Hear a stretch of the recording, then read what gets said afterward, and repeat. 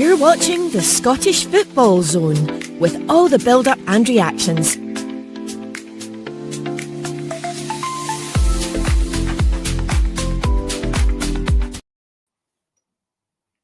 Hello, very good evening to you and welcome to the Scottish Football Zone. Well, we have got something positive to talk about after the European games tonight.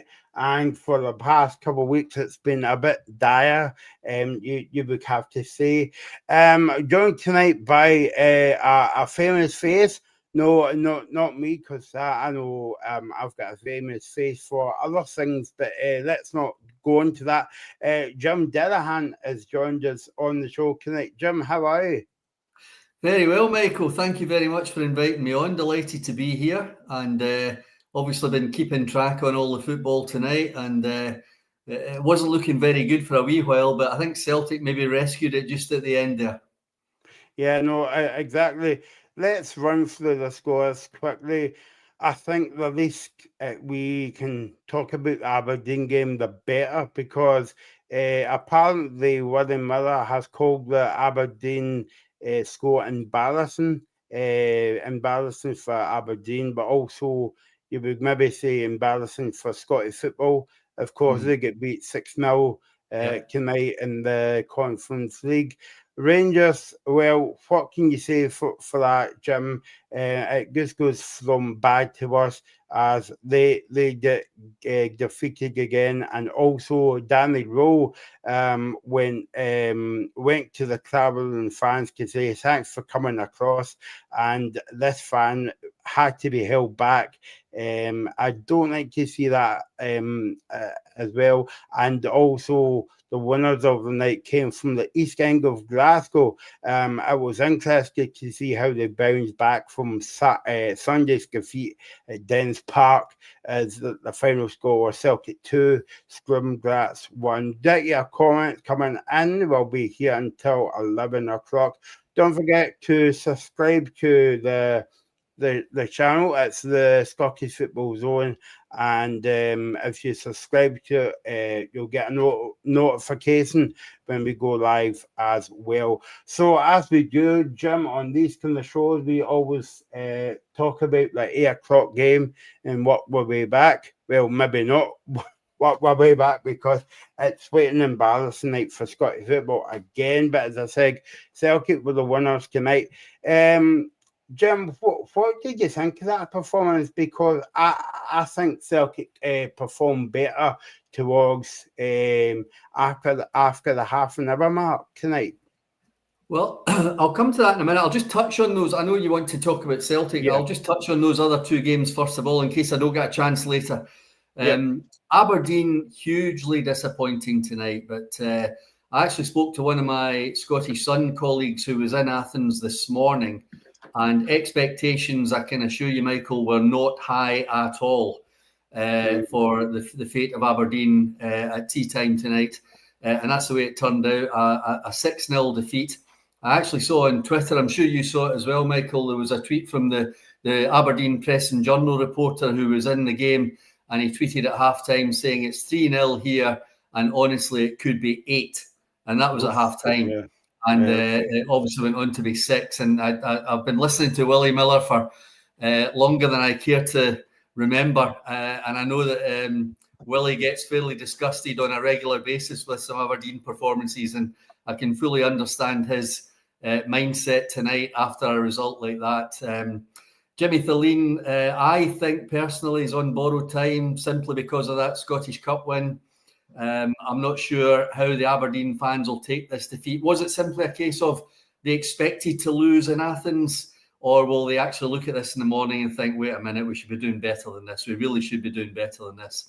In terms of Rangers, I thought tonight, they seemed to start okay, and then it didn't go very well after that.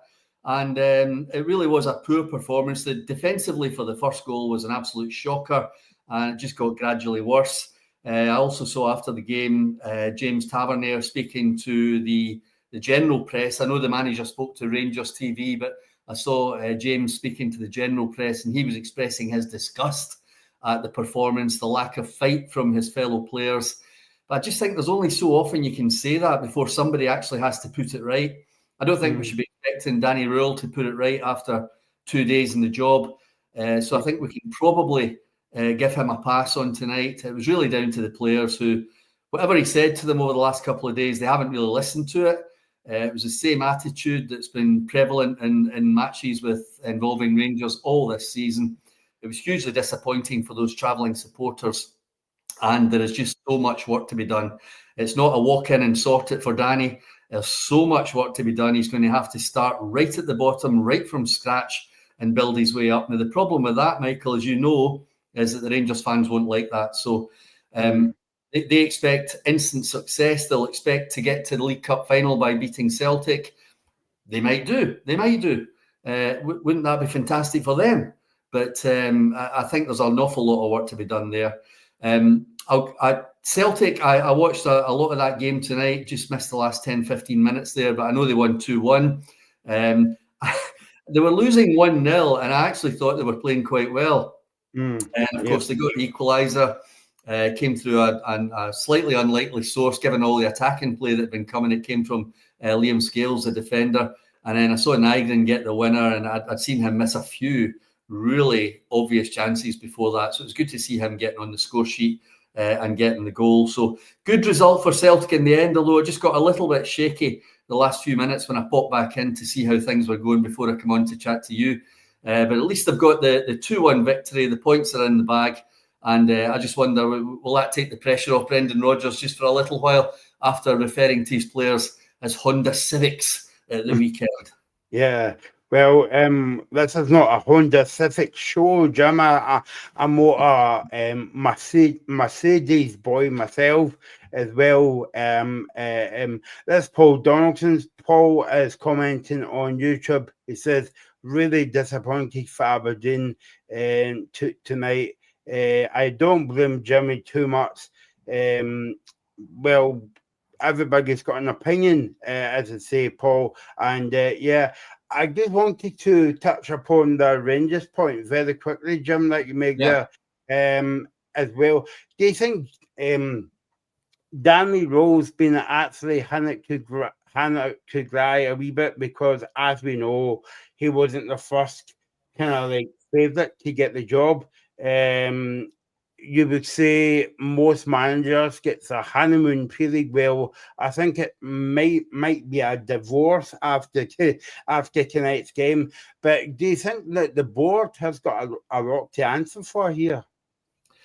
I think the board built the fans' hopes up by putting it out there that they were talking to Steven Gerrard when, as far as I understand, Steven Gerrard was miles away from actually agreeing to become Rangers manager. There were certain elements of his personal finances that had to be sorted out well in advance of even suggesting they might come back to Glasgow. And clearly, as the chat went on, those issues, shall we call them, weren't sorted out, and the Steven Gerrard thing collapsed in tatters. Obviously, then they thought, well, Muscat is the man for the job.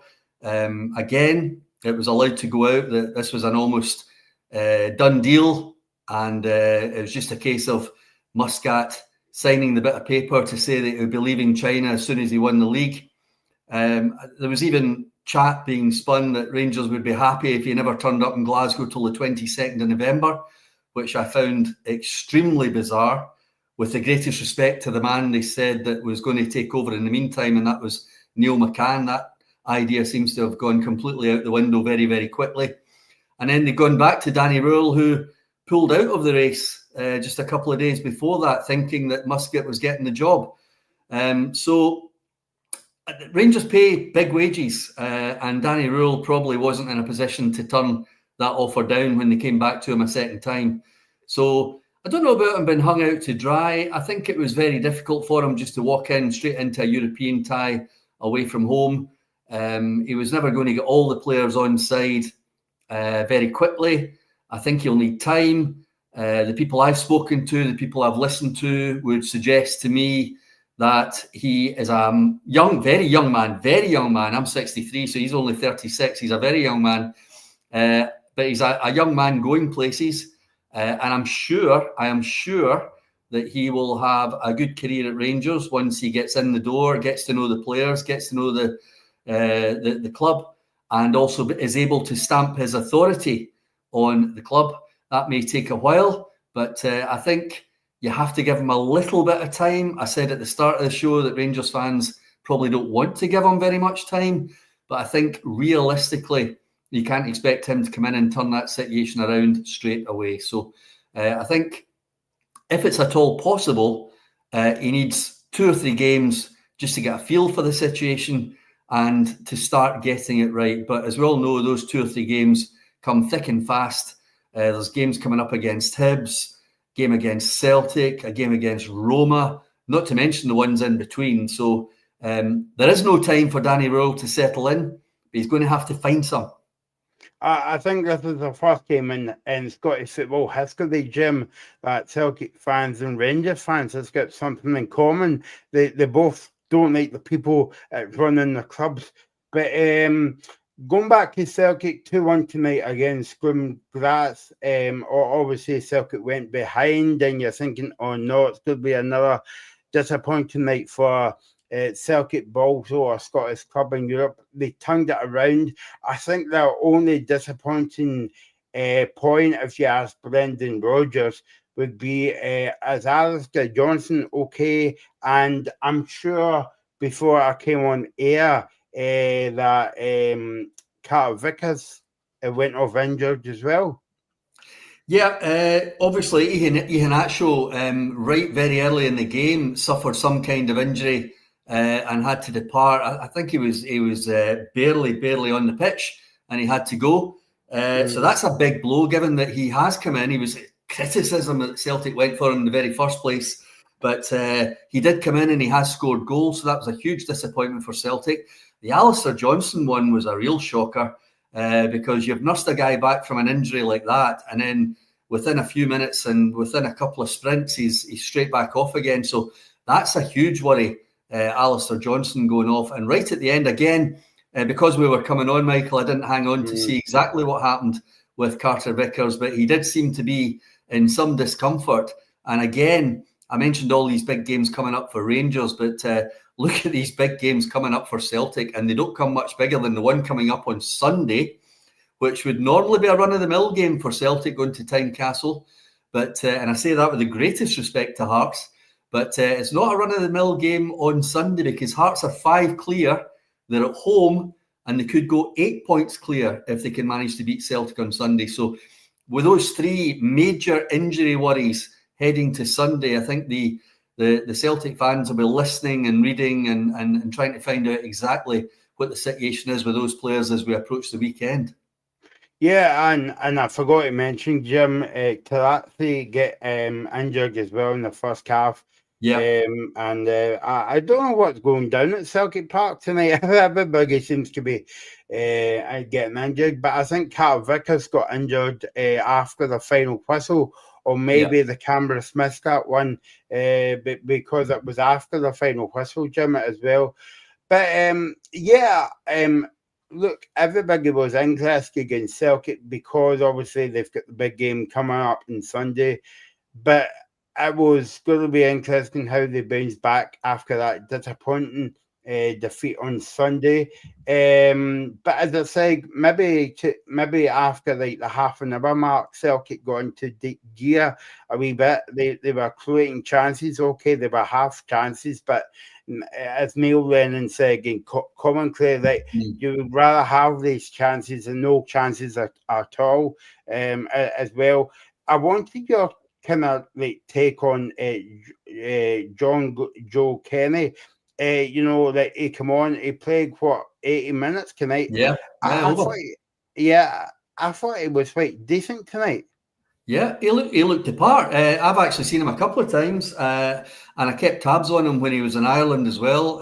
For my sins, I tend to keep an eye on other leagues, especially lower leagues in England. That is a big part in my column in the Sun on a Saturday.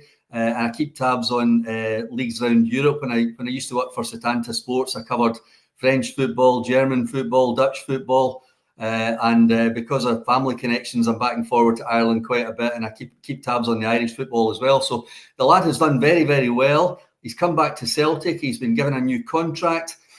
He hasn't had a lot of game time, but he got a right lot of game time tonight. And as you say, Michael, he did very well. And that can only do him good in the long run. And I just detected from a very buoyant sounding Neil Lennon with Dunfermline's form picking up over the last couple of weeks. I just detected that Neil has a soft spot for Kenny as well. And I wish him well. I thought he did well. And given that injury to, again, I'm not very good at this pronunciation, Iheanacho, my apologies, sir, if you're listening. I think that given the injury to him, then that is going to be a big thing for Brendan Rodgers, that he at least knows that Kenny can come in if that's the way he wants to play at Tynecastle. I could be completely barking up the wrong tree there, because he may have a completely different idea as to how he's going to play at Tynecastle. And actually, just off the top of my head, I suspect he probably will. I think it all depends. It'll be interesting to hear what Brendan Rodgers says after the game. But also, I would be interested to see him tomorrow as well, because, in fact, he's just coming on TNT now. I'm not a rigger by any matter, Jim, and I've not get subtitles here. But I think the Celtic fans will be hoping that Alistair Johnson will be semi-okay for Sunday as well. But it really depends on what kind of team that he picks on Sunday. It really depends on the injuries to these guys that we kind of mentioned. Yeah, very much so, very much so. And of course, I don't know how much time Brendan Rodgers himself would have had to watch Hearts, apart from the obvious video study. But he will have had his people watching Hearts, and he will know how Derek McInnes has been attacking these fixtures at Tynecastle this season. Remember, the only blip in Hearts season, in Hearts Tynecastle season, really, was that game against Motherwell when they went 3-0 down. Astonishingly, anybody tuning in and seeing that halftime score couldn't have believed it. But they were 3-0 down at halftime at Tynecastle to Motherwell. They mounted a tremendous comeback to get it back to 3-3. And then Braga hit the post in the dying minutes. They could have actually won the game 4-3. So Hearts are definitely a force to be reckoned with this season. I think they're always a force to be reckoned with at Tynecastle to some extent or another. But certainly this season, as I said, now they've got that Motherwell blip out of the way, I think Tynecastle is going to become a fortress for Hearts this season. They had a tremendous result against Hibs a couple of weeks ago. They've continued in buoyant form. Lawrence Shankland is back scoring goals again. There seems to be a real confidence running through the team. And even off the pitch, there seems to be a lot going on there, which the fans and everybody else watching the club seems to be very happy with. And I refer, of course, to the financial investment of Tony Bloom, who has worked wonders with his money at Brighton and also with a club in Belgium. I think it's Union Saint-Gallois. And he's also in my other sport, horse racing. He's a hugely influential owner in horse racing as well. And I know from both sports that everything or most things that Tony Bloom touches do turn to a nice shade of yellow. And I think that the money he's put into Hearts, he'll be disappointed to know that due to financial restrictions, he's not allowed to put any more in the meantime. But I think the money he's put into Hearts in the short term is certainly paying dividends. And also the behind-the-scenes work which is going on with his team as well, in terms of all the pre-planning and all the word escapes me, the money they put into the organisational stuff behind the scenes. But all that work is paying off for Hearts at the moment. And I think that the proof will be in the pudding against Celtic.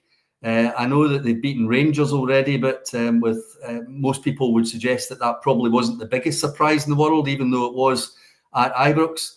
But now they have to take on the champions Celtic. However well or badly they're playing at the moment, they have to take on the reigning champions.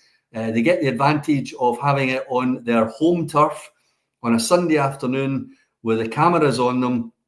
They have to prove to everyone that they are the real deal.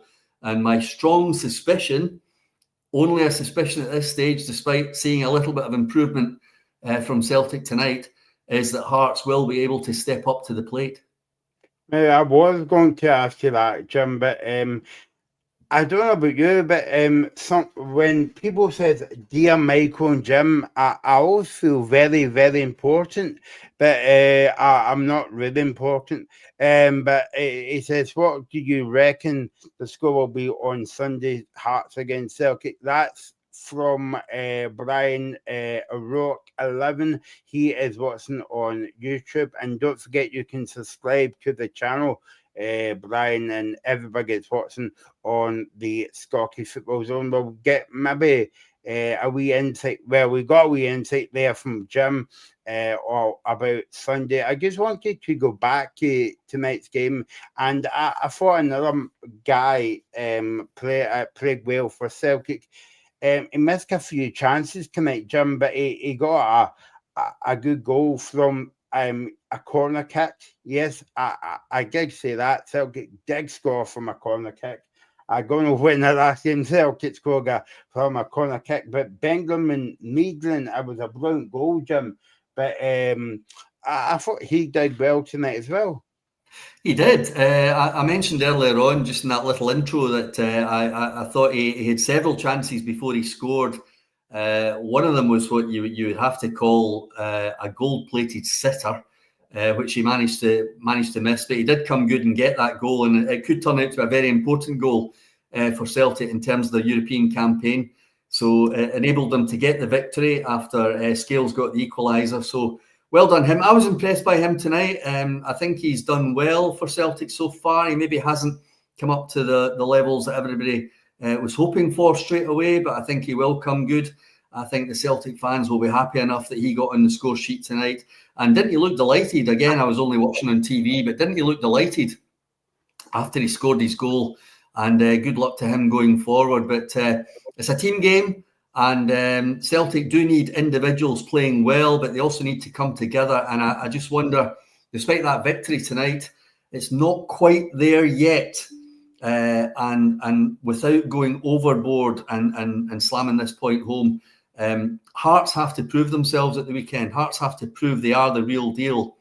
And I think without going overboard and tipping Hearts to definitely win this match, I think they have a really good opportunity to win this match, given that Celtic are probably firing, and I'm being generous here, at about 75%.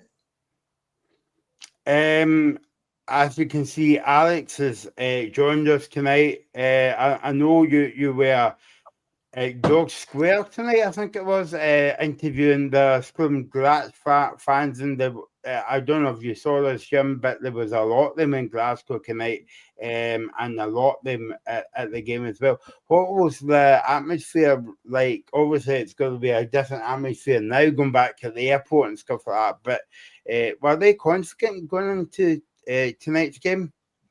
Yeah, it was mixed messages from. I only spoke to a couple, and I was quite annoyed actually, because after I'd interviewed a few and checked the audio equipment, it had failed, which was disastrous. But no, I got a couple of sound bites, and most of them were fairly confident.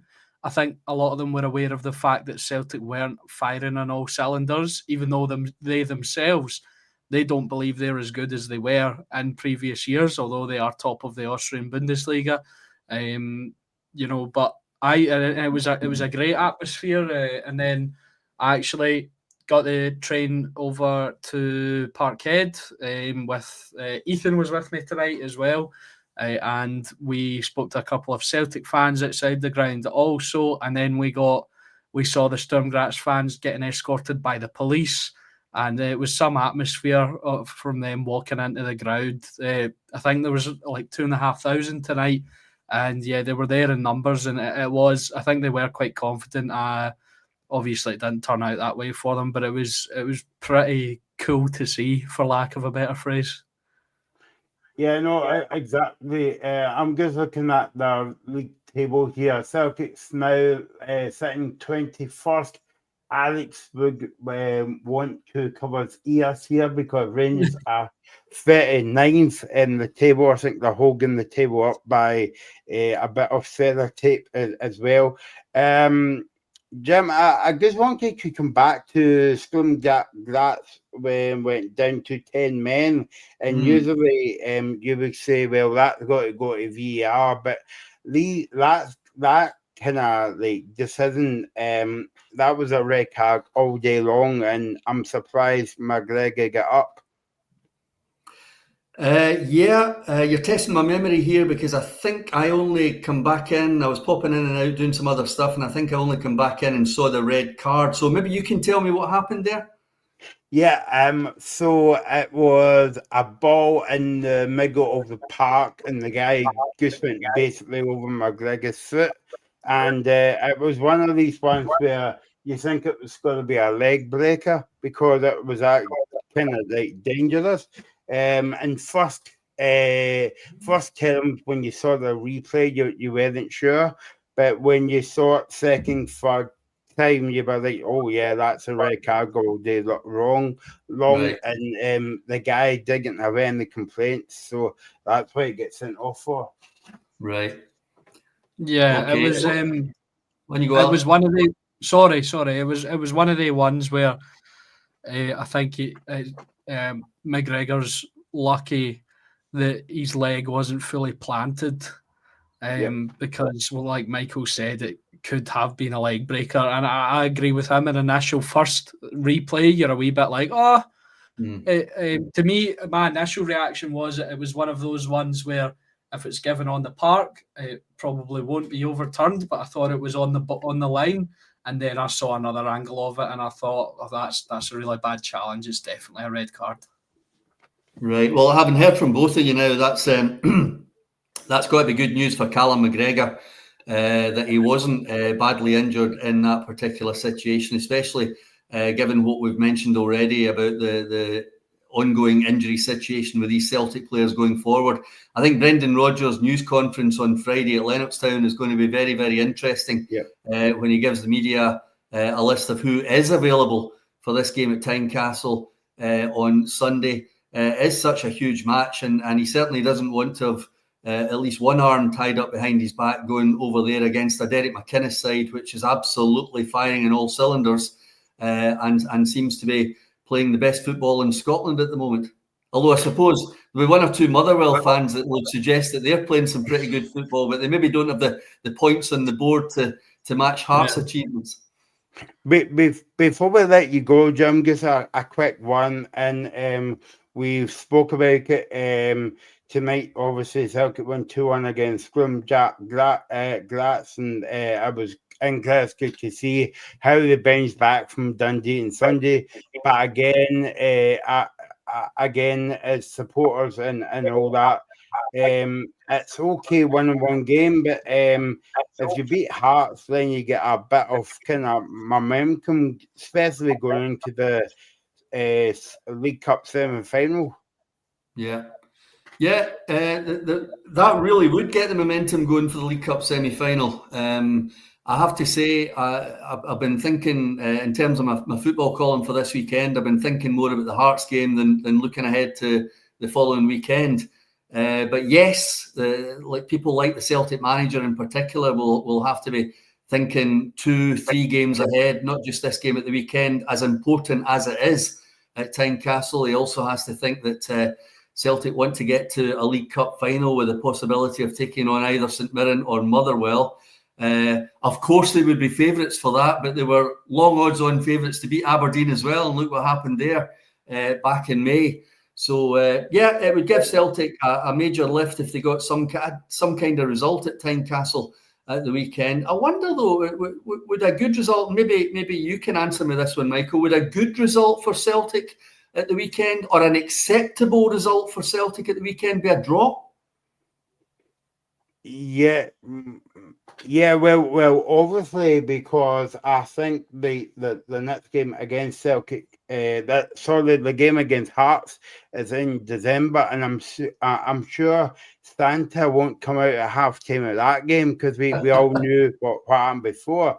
But yeah, I think going away from home to a hostile atmosphere at Tynecastle as well. And look, I mean, even if Hearts weren't up there challenging this early on, Jim, it's always difficult for Celtic to go there. I mean, I was thinking about it today, and I don't know about you, Alex, but I think the last time the Hearts fans were really say, yeah, we're going to be out there challenging was back in when George Burley was the manager. Am I right? Yeah, that's right.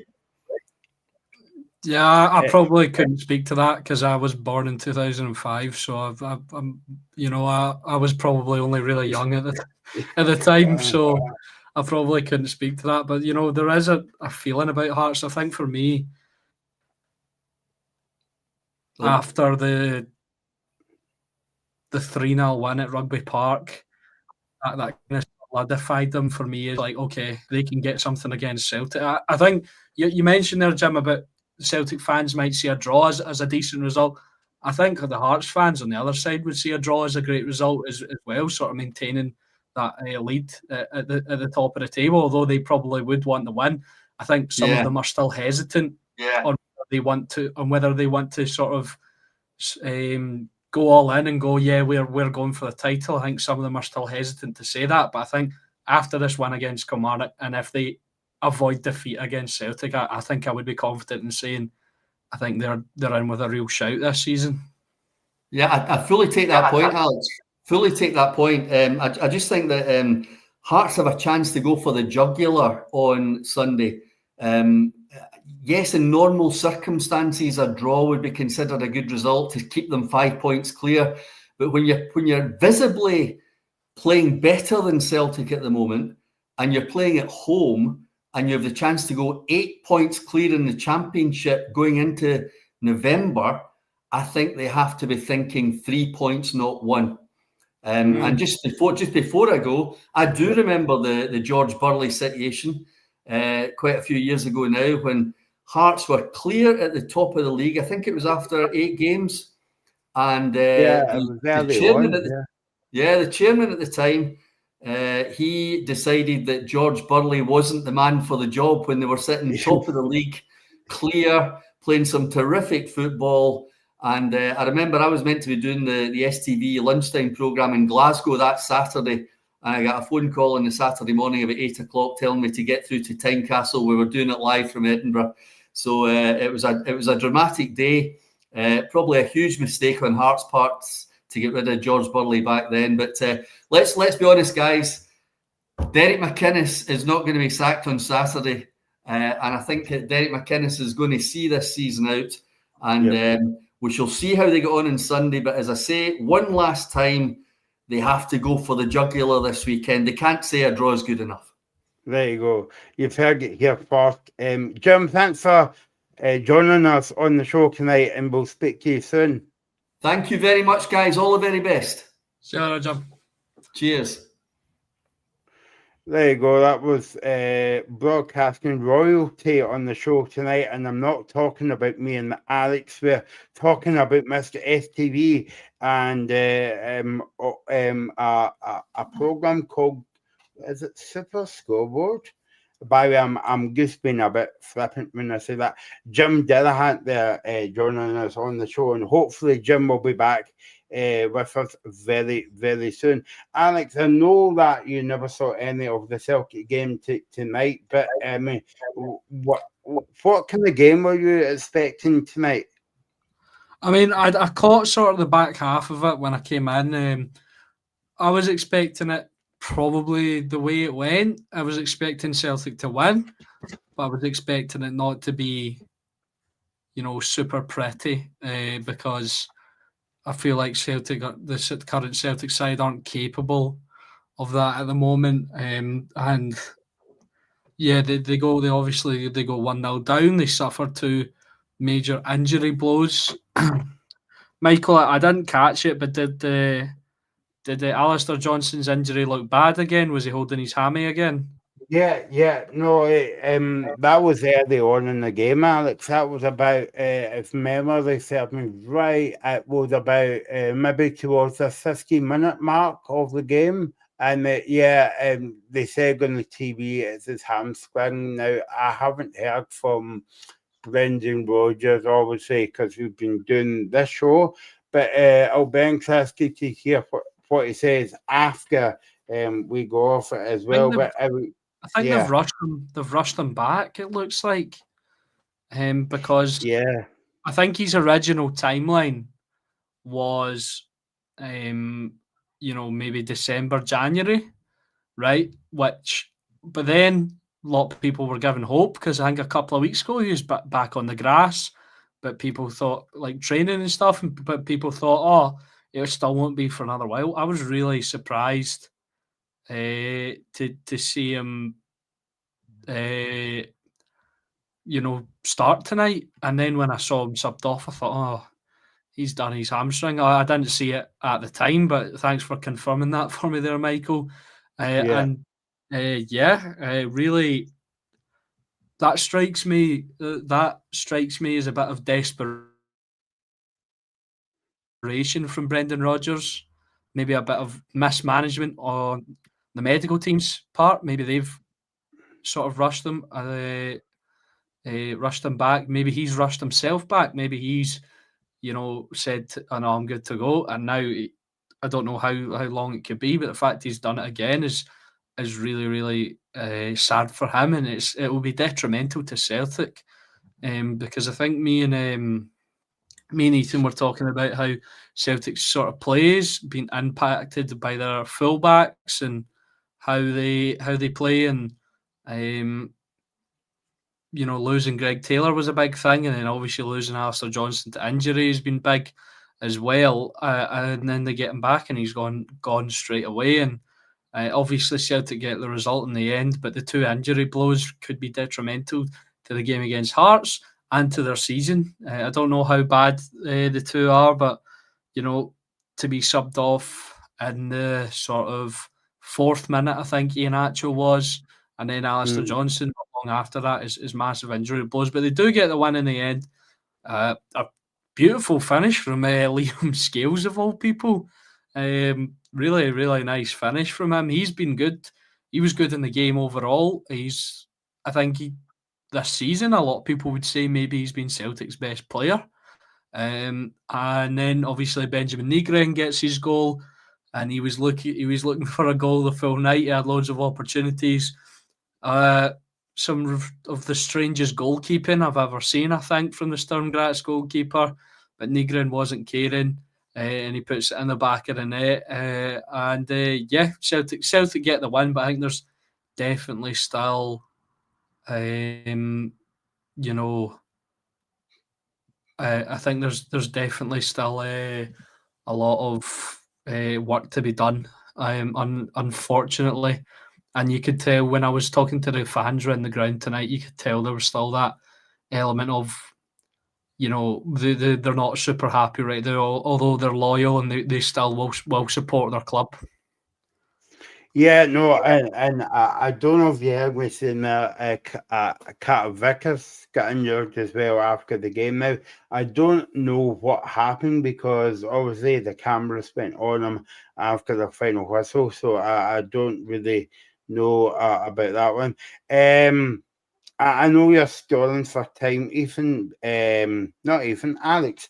Because I think the next game in fact, the next two games that you don't want to talk about, the final score.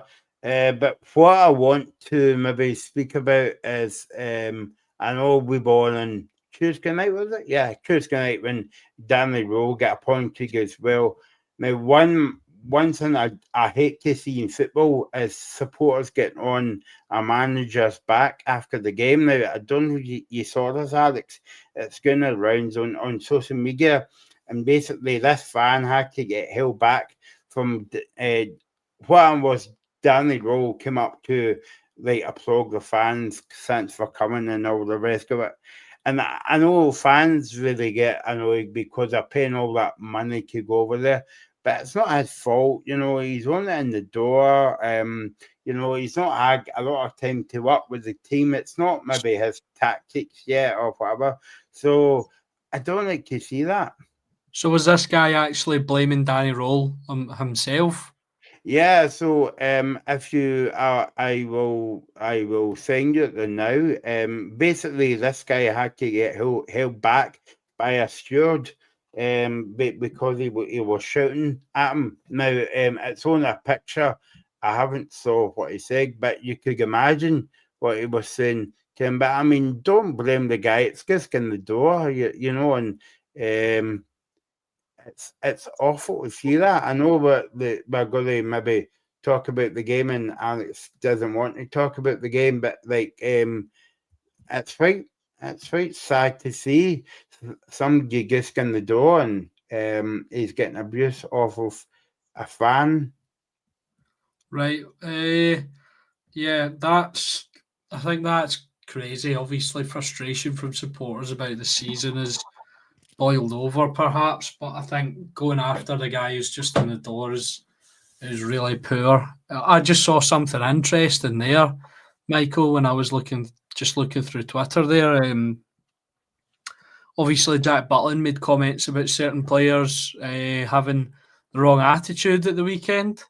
And then Yep. I've just read a quote from Tavernier there directly after the game saying it just doesn't sink in for some players.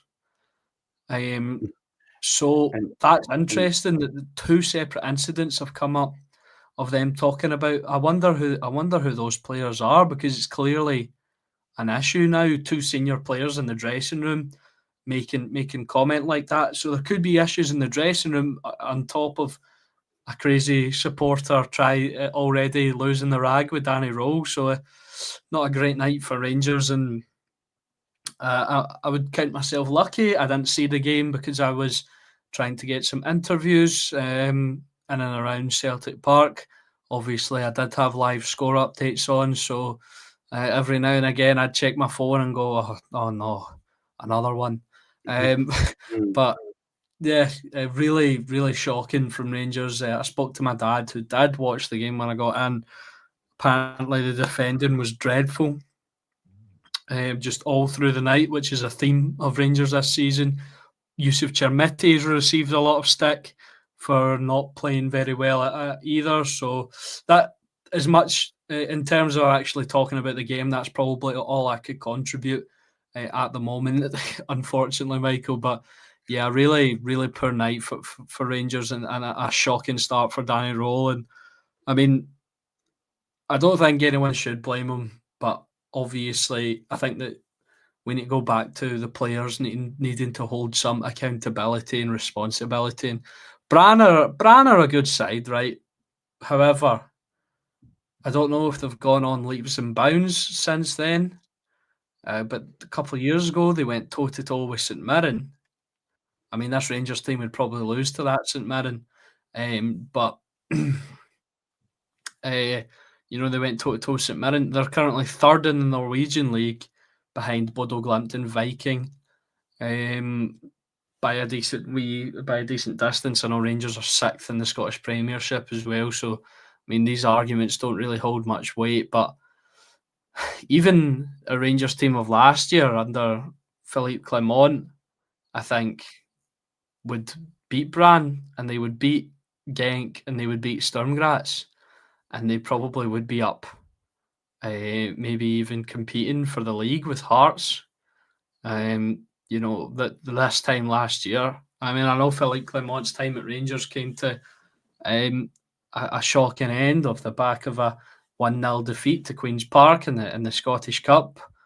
But yeah, it's just the regression is astounding.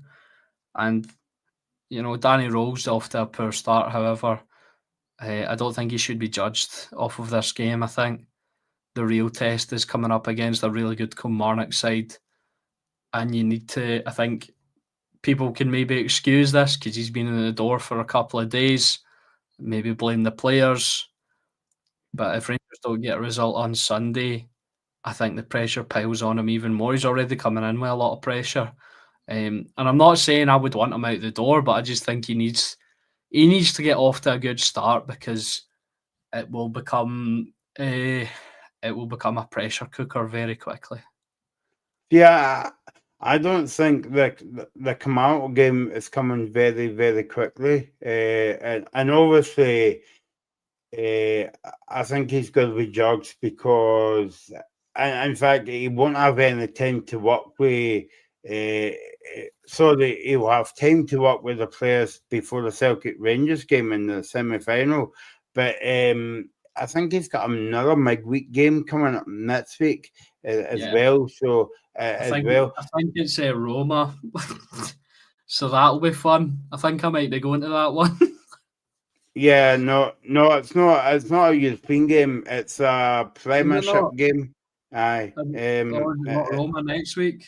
No, because I know there's a full card next week, and I know Celtic's at home to Falkirk. So Rangers are away to Hibs.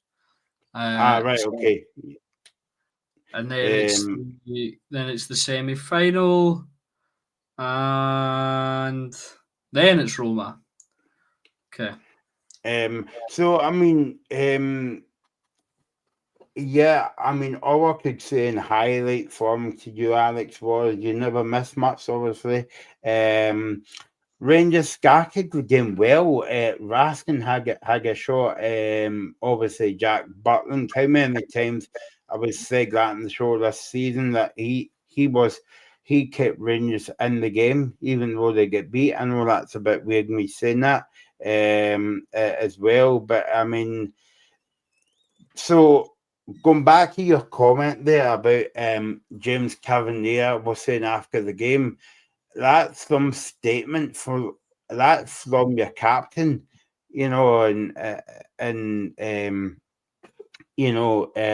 something's not right at Ibrox. But also what I was saying was for weeks on the show we were saying about Russell Martin's style of play, right? But now that you're saying to me like that, it might be not the manager, it might be the players. It's a divide in the dressing room. Yeah, I think time will tell on that front. I think time will tell if the players take to Danny Roll and start playing well. But it certainly could be a possibility. Rangers could have a rotten dressing room. And maybe there are already signs pointing towards that in terms of James Tavernier and Jack Butland coming out and making similar comments. And, that could be the real issue. I mean, there's been a lot of discussions over the years, in recent years, about player power and stuff like that. Maybe the players in the dressing room think they've got the power right now, and that could be an issue. But I think once we get a few games in with Danny Roll, and if nothing's changing, I think we'll see. We'll see whether it's the players or not, because I mean, one bad manager, fine, right? But if it's if the same group get their managerial change and they're just as bad continuously, it's got to be the players. And then there needs to be a revamp already in January. But I'm talking a bit crazy. I'm thinking very, very far ahead here. But I think, like I've said about 3 times already, time will tell if Rangers start winning or not. The problem with this, Alex, as well, that and maybe you're too close to comment because you are a Rangers fan, but you just can't keep sacking managers. No, yeah, we I think if we look back with hindsight, the sort of start of the proper downward spiral was when we sacked Giovanni van Bronckhorst. Although I do see a lot of fans talking about how we should have sacked him, but the fan feeling at the time was to get rid of them. So there's a lot of hypocrites about. But everything. What do they say? Everything's easier with hindsight. 2020 hindsight. It's So I think that was the start of the spiral, and it's just not worked with managers that we've had, and it's got progressively worse. And I agree with you, Michael. Oh, excuse me for yawning in the middle of this recording, but I think a lot of Rangers fans would be yawning at that game tonight, Alex. Yeah, yawning, not crying. No, but I think you're right, Michael. We can't keep sacking managers. It's just not sustainable. You'll never build something with that. But it's a difficult line to walk. Oh God, I'm yawning all over the place now. But it is a difficult line to walk when you've got the pressures of a club like Rangers, and it's an easy thing to say for maybe the fans need to lower their expectations, but it's been ingrained in so many of us, even in me. And I've grown up in an era where Rangers haven't been particularly successful. I still demand a win every single time. It's still like even though I've not come to expect a lot recently, I'm still I'm still thinking we should win every game. But I'm being realistic. Obviously, we aren't going to win every game because we're rubbish right now. But you still have that sort of mentality of we need to win the game. Even tonight, I was just thinking, we've got new manager and we'll get off to a good start. And we'll just go like optimistic thinking, maybe entitled. People would other supporters would call it entitled thinking. That everything will go right and we'll start winning again because that's the Rangers way. And yeah, that's what I'm saying. It's ingrained in so many supporters that it is difficult to sort of lower your expectations in that way and let a manager have real time. I mean, you didn't think that Danny Rowe and all that was going to lay down the changes of tactics and all that before the game, because I mean he's only had maybe 2.5 days or maybe just 2 days to work for them. But also I would go back to the board and that, Alex, as well, because the thing is as well, right, this Rangers manager merry-go-round, it's a bit like the hokey a wee bit, because you're in, you're out, you shake it up about and stuff like that, but like surely the board knew that Rangers had massive games coming up after the international break. And you said to me on Tuesday night, I'm surprised that Rangers didn't appoint a manager within a week of the international window. And then when they come back, nope, no manager. Steven Gerrard, Danny Rowe, maybe. It's all a bit of a mess. And I know Rangers are a big club, but they're not really acting like a big club, Alex. No, they're not, and they haven't been acting like a big club for a while. And I think that's something the 49ers are trying to get going, but it hasn't worked so far. And we obviously don't know what's going on behind the scenes, but they should. The sort of time that they sacked Russell Martin, they should have been able to bring somebody in. I'd agree with Brian there, just on that comment. They are awful, and the silverware sort of intake's not been good enough. And yeah, Rangers might not win another thing in a while, because Rangers are a state. They are probably, the table says they're the 6th best team. Obviously the table's really tight. I'd say that's about right, maybe. In terms of squad, they should be higher, but that's football. Football doesn't get played on paper. Rangers are shocking right now, and I'm hoping that it can get turned around, because I'm getting a wee bit exhausted just talking about how bad Rangers are all the time. I've got to the point where I'm enjoying covering Hearts. I'm I'm enjoying covering the other teams, and you know, I enjoy covering them before, but I look forward to it as like an escape instead of talking about Rangers again. I mean, you know, if Rangers win and win on Sunday and then win on Wednesday and then beat Celtic in the League Cup semi, I'll probably be on here the happiest guy you've ever seen. You know, excited to talk about Rangers again, but you do get beaten down after a while. Maybe that's good for my career though, in terms of being a journalist. If I'm feeling less attached to Rangers, you know, maybe that'll be good for me in my career. But yeah, it's tough right now, and I know there'll be people laughing at me, going, "Oh, this is a sob story from the Rangers fan and all that." I'm just saying how it is right now for me, how I feel, and probably how a lot of Rangers fans feel. And yeah, we need something to latch onto. I'm not doing this on purpose, Alex, but let's make you even get placed more by talking about the Aberdeen game tonight. We'll spend maybe about 5 seconds talking about this game.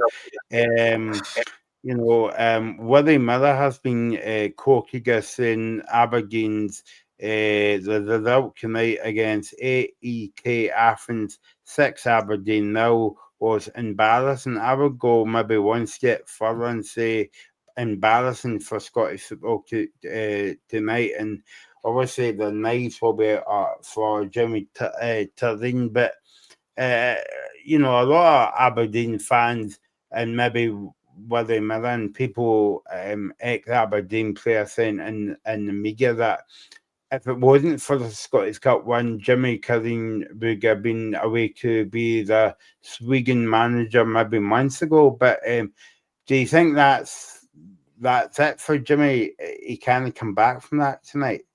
No, probably not, because the league is probably the most important thing for Aberdeen. I don't think they're expecting anything in the Conference League. Obviously, this is a humiliating defeat. I was just looking at the stats there, and I don't think I've ever. Obviously, 6-0 is the main one you look at and go mental. But in terms of expected goals, AK Athens had 5.13, and